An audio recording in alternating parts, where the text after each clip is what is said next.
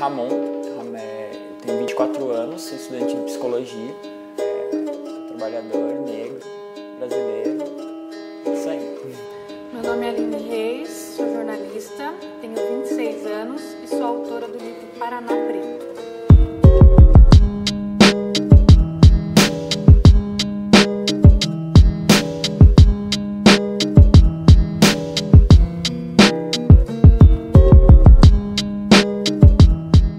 Eu acho que toda a população negra já sofreu. Tem uma entrevistada minha no livro, a Eliana Emetério, que é da Rede de Mulheres Negras, que ela diz assim, tem uma porção de negros que dizem que nunca sofreram racismo. Aí ela diz assim, ou estão cegos ou estão mentindo. É que eu acho complicado você falar sobre sofrer racismo, você vai parar e vai pensar que o racismo está ligado somente com uma ofensa direta. Às vezes o racismo ele não é só um xingamento. Para mim, o que mais dói em mim é perceber socialmente como o racismo interfere na minha vida, mas não só na minha, na vida dos outros negros que eu vejo. Por exemplo, aqui na PUC, eu chegar e ter minha sala de aula e ter eu e uma outra menina que é negra, e aí eu ir comprar um lanche para eu comer, e eu chegar lá e quem vai me atender é o negro. Quem está limpando a sujeira que a galera faz lá no Azul é um negro. Entende? Isso me machuca muito mais. Não que, claro que me xingar de macaco, falar que eu me faço de vítima ou o que for com relação ao cabelo, à estética. Claro que machuca, óbvio que machuca, mas para mim machuca muito mais porque fere as oportunidades que a gente tem na vida, que vão se criando na vida, né? Eu me lembro uma vez que eu estava procurando emprego antes da graduação, faz tempo, e aí eu apresentei meu currículo numa empresa, tal, meu currículo era muito bom, e aí fui chamada para entrevista, e me entrevistaram, tal, mas eu não fui contratada. E aí depois eu fiquei pensando, por que eu não fui contratada, né? O que será que aconteceu? E aí eu fui em outras lojas da mesma rede e vi que eles não tinham vendedores ou vendedoras negras. Nenhum. Eu fui em todas as 15 lojas aqui de Curitiba e não tinha nenhum. Penso que a minha cor me prejudicou na hora do processo seletivo. Então, esse é um racismo bem velado, né? Então, aqui no Brasil, a gente vive numa sociedade extremamente racista que não admite que é racismo, que existe o racismo. Lá nos Estados Unidos existe uma separação clara entre negros e brancos. E isso, evidentemente, não é bom, é ruim. O ideal seria que todos convivessem de uma forma igual. Mas lá eles não têm essa coisa de tentar disfarçar o racismo deles.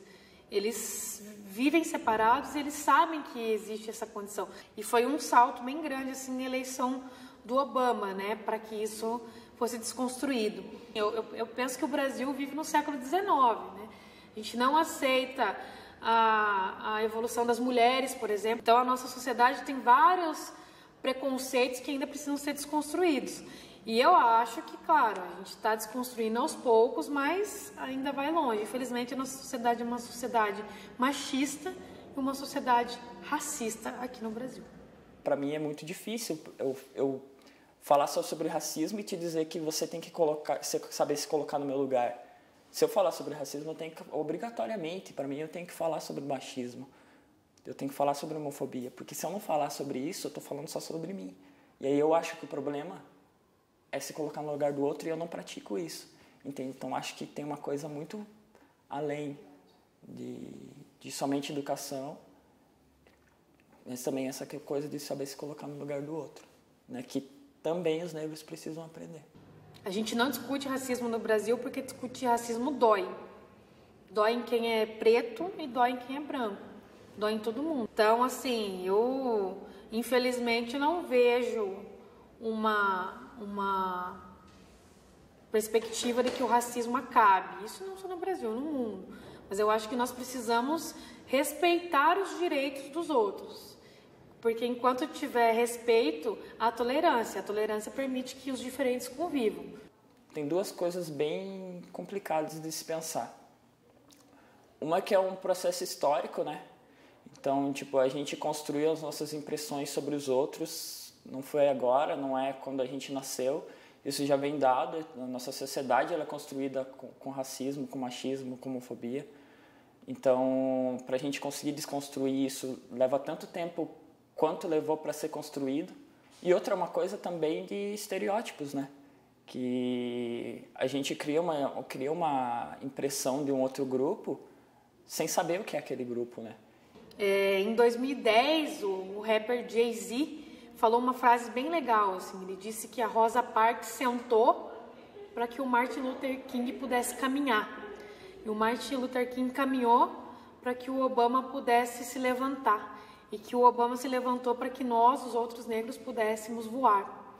Então é uma coisa bem interessante, assim, uma evolução que está acontecendo na sociedade americana, norte-americana. Isso ainda falta acontecer no Brasil.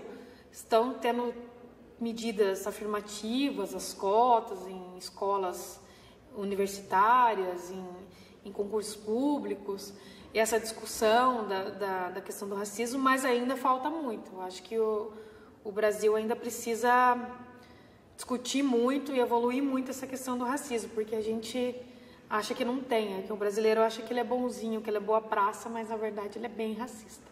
E as pessoas acham que qualquer iniciativa que vise corrigir essa distorção da questão negra é um favorecimento.